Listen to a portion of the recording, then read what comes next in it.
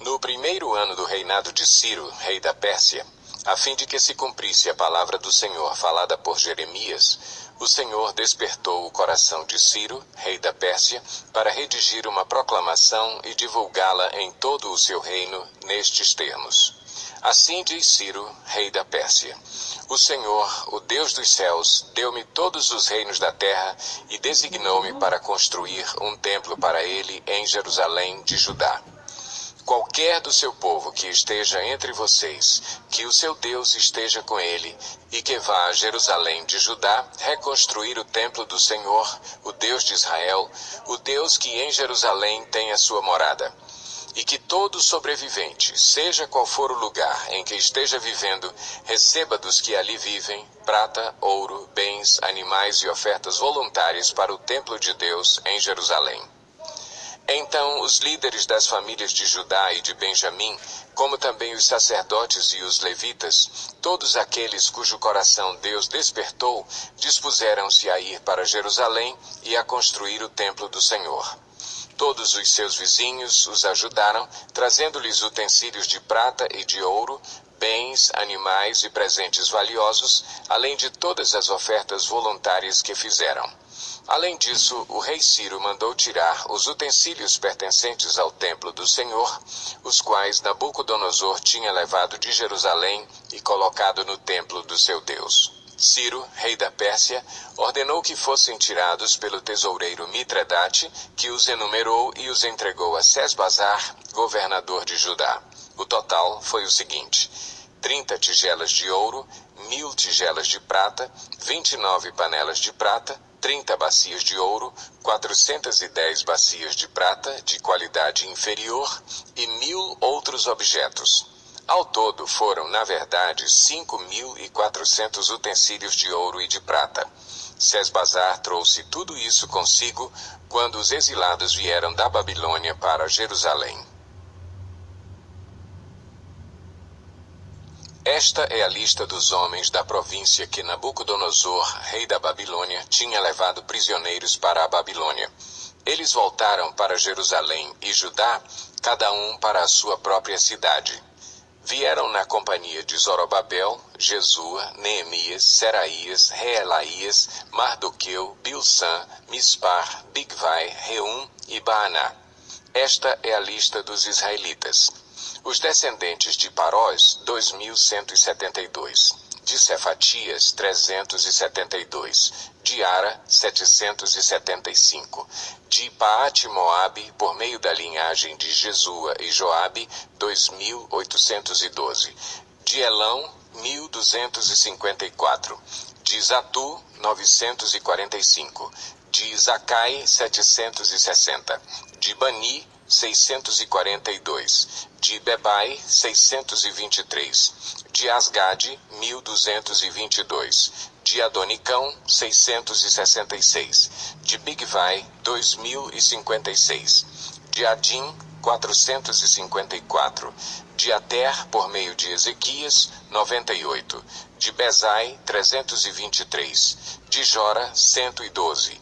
De Azum, 223. De Gibar, 95. Os da cidade de Belém, 123. De Netofate, 56. De Anatote, 128. De Asmavete, 42. De Kiriate-Jearim, Quefira e Beerote, 743. De Ramá e Geba, 621. De Miquimais, 122. De Betel e Ai, 223. De Nebo, 52. De Magbis, 156. Do outro Elão, 1.254. De Arim, 320. De Lode, Adide e Ono, 725. De Jericó, 345. De Senaá, 3.630. Os sacerdotes. Os descendentes de Jedaías, por meio da família de Jesua, 973. De Imer, 1.052. De Pazur, 1.247. De Arim, 1.017.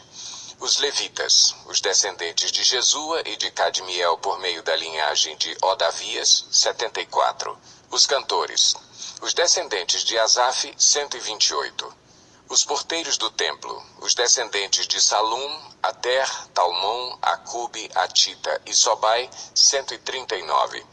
Os servidores do templo, os descendentes de Zia, Azufa, Tabaote, Queros, Sia, Padom, Lebana, Agaba, Acube, Agabe, Sanlai, Anã, Gidel, Gaar, Reaías, Rezim, Necoda, Gazão, Uzá, Pazéia, Bezai, Asná, Meunim, Nefuzim, Baquebuque, Acufa, Arur, Baslute, Meida, Arsa, Barcos, Císera, Tamá, Nesias e Atifa. Os descendentes dos servos de Salomão. Os descendentes de Sotai, Soferete, Peruda, Jaala, Darcom, Gidel, Cefatias, Atil, Poquerete-Ezebaim e Ami. O total dos servidores do templo e dos descendentes dos servos de Salomão, 392. Os que chegaram das cidades de Tel-Melá, Tel-Arsa, Querube, Adã e Imer, mas não puderam comprovar que suas famílias descendiam de Israel, foram os seguintes. Os descendentes de Delaías, Tobias e Necoda, 652. E dentre os sacerdotes, os descendentes de Abaías, Acós e Barzilai, homem que se casou com uma filha de Barzilai de Gileade e que era chamado pelo nome do sogro. Eles examinaram seus registros de família, mas não conseguiram achá-los e foram considerados impuros para o sacerdócio. Por isso, o governador os proibiu de comer alimentos sagrados enquanto não houvesse um sacerdote capaz de consultar Deus por meio do Urim e do Tumim. A totalidade dos que voltaram do exílio atingiu o número de 42.360 homens, além dos seus 7.337 servos e servas.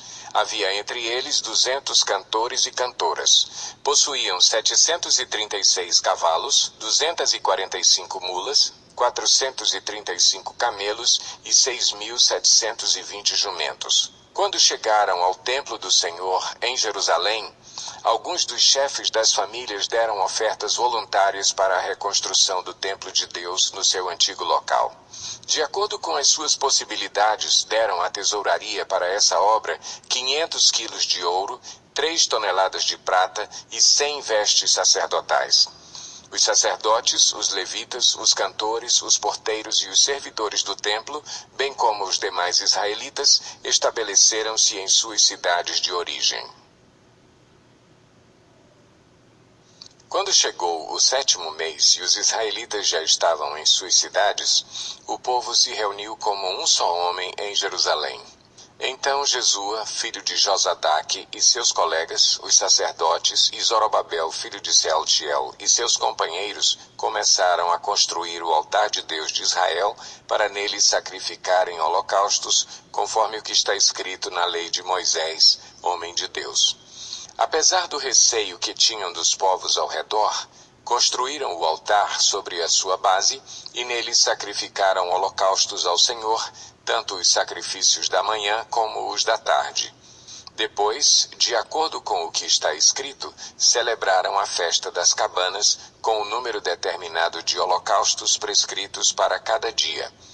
A seguir, apresentaram os holocaustos regulares, os sacrifícios da lua nova e os sacrifícios requeridos para todas as festas sagradas determinadas pelo Senhor, bem como os que foram trazidos como ofertas voluntárias ao Senhor. A partir do 1º dia do 7º mês, começaram a oferecer holocaustos ao Senhor, embora ainda não tivessem sido lançados os alicerces do templo do Senhor. Então eles deram dinheiro aos pedreiros e aos carpinteiros, e deram comida, bebida e azeite ao povo de Sidom e de Tiro, para que pelo mar trouxessem do Líbano para Jope toras de cedro. Isso tinha sido autorizado por Ciro, rei da Pérsia.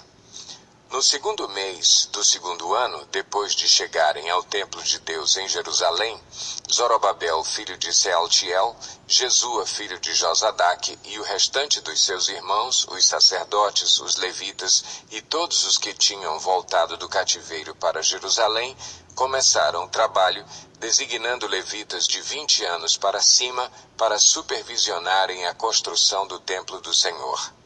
Jesua, seus filhos e seus irmãos, e Cadmiel e seus filhos, descendentes de Odavias, e os filhos de Enadade e seus filhos e seus irmãos, todos eles levitas, uniram-se para supervisionar os que trabalhavam no templo de Deus. Quando os construtores lançaram os alicerces do templo do Senhor, os sacerdotes com suas vestes e suas trombetas, e os levitas filhos de Asaf com símbolos, tomaram seus lugares para louvar o Senhor, conforme prescrito por Davi, rei de Israel. Com louvor e ações de graças cantaram responsivamente ao Senhor. Ele é bom, seu amor a Israel dura para sempre. E todo o povo louvou o Senhor em alta voz, pois haviam sido lançados os alicerces do templo do Senhor. Mas muitos dos sacerdotes, dos levitas e dos chefes das famílias mais velhos, que tinham visto o antigo templo, choraram em alta voz quando viram o lançamento dos alicerces desse templo. Muitos, porém, gritavam de alegria. Não era possível distinguir entre o som dos gritos de alegria e o som do choro, pois o povo fazia enorme barulho, e o som foi ouvido a grande distância. Quando os inimigos de Judá e de Benjamim souberam que os exilados estavam reconstruindo o templo do Senhor, o Deus de Israel, foram falar com Zorobabel e com os chefes das famílias.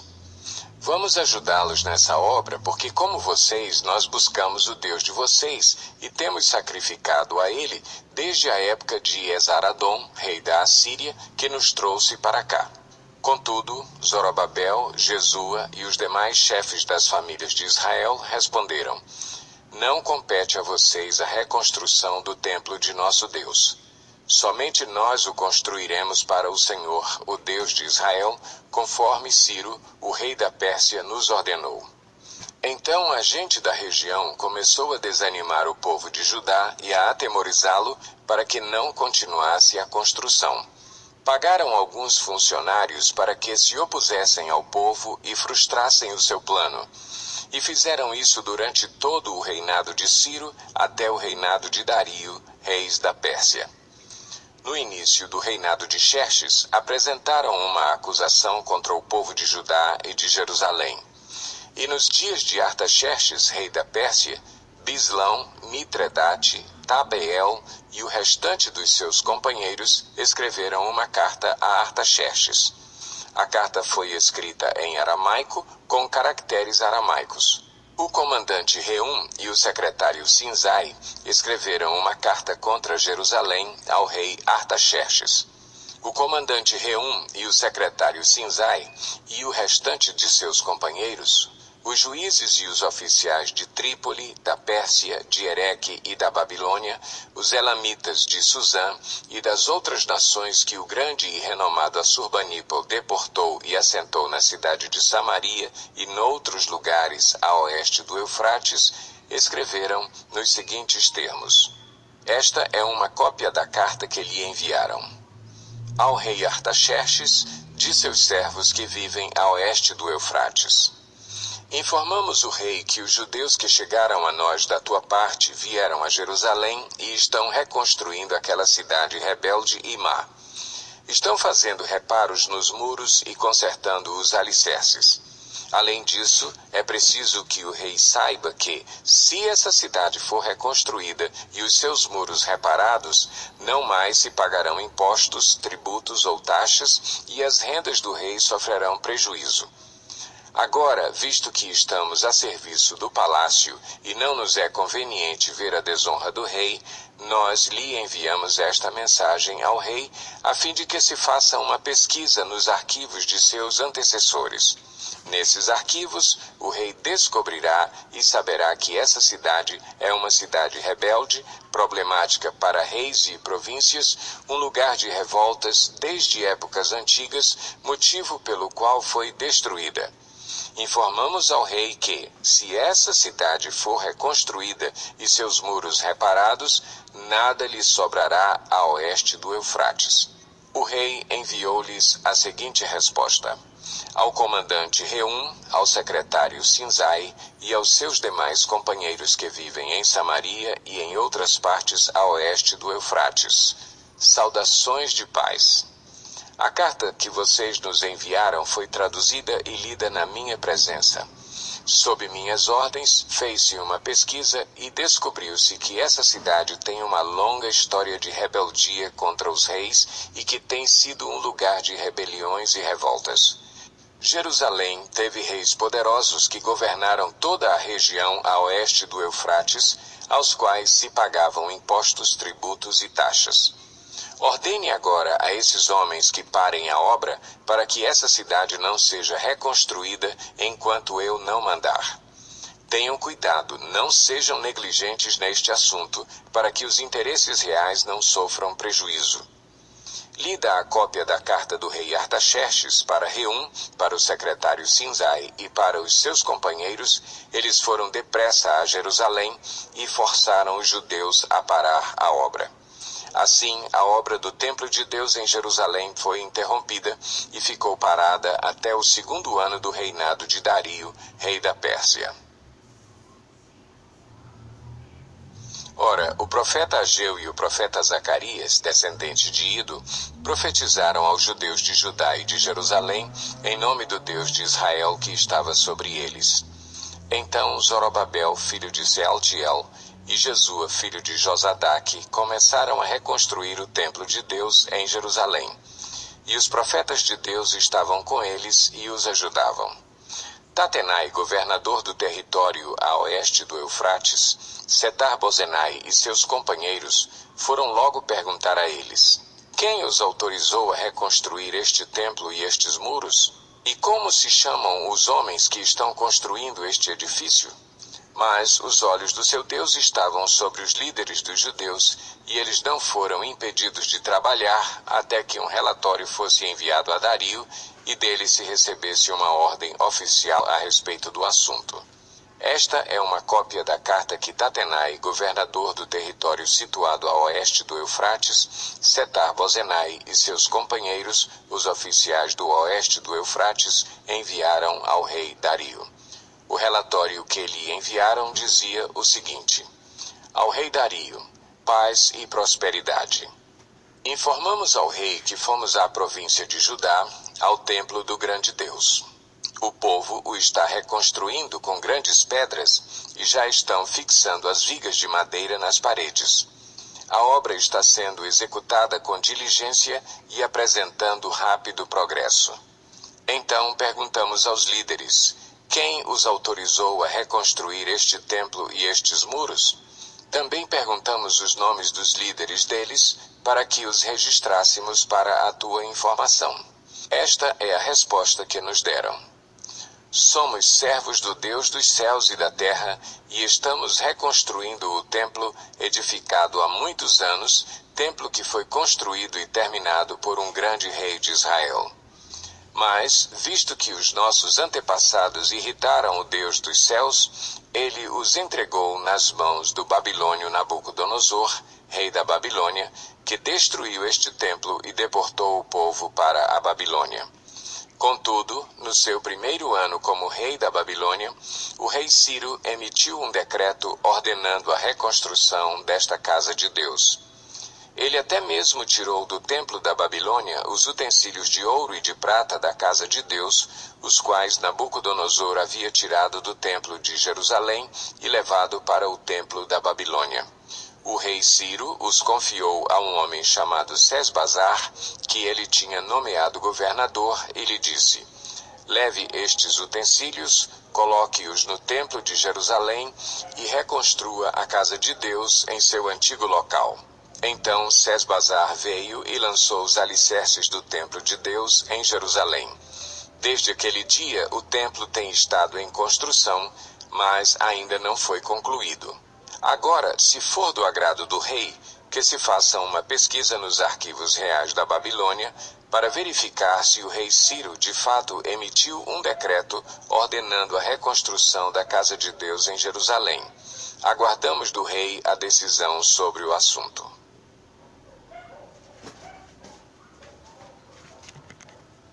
O rei Dario